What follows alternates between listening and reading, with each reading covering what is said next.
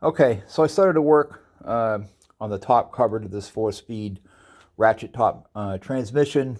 I started taking it apart because I remember I didn't really put a whole lot of grease in for these springs.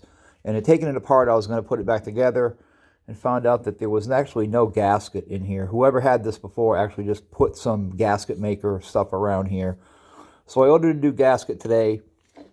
I cleaned out all the junk that was in the pawl places here. It was kind of all filled with junk, and blew all that out and cleaned it out. Here's the springs. I ordered 2 new springs. Even though these seem fine, you can see they're a little bent, of course, from being in here. So they were like $1 a piece, so I just ordered some new ones. So I also got this piece in, this adapter here, which is pretty cool, and I'll show you how this works. If you want to test your transmission out of the bike to make sure it shifts, you can just screw this into the main shaft of the transmission. It is the left-hand thread,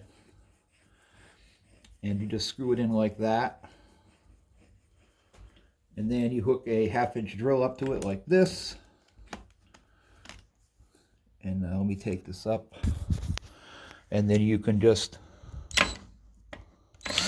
spin it. I'm not going to do a whole lot because there's not a whole lot of oil in there. But once you get the ratchet top in, you can kind of spin it at full speed. Go through the gears and just to make sure everything is working okay. So hopefully we'll have the gasket in, the 2 springs in here in the next week.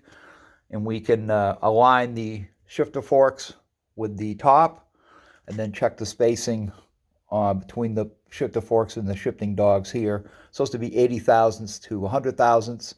I've already checked that and I already have that, but I'm going to show you how to do it when I button everything up. Then we can put this back in the bike, get the inner primary in, and start working on really doing the final work on this bike to get it back on the road.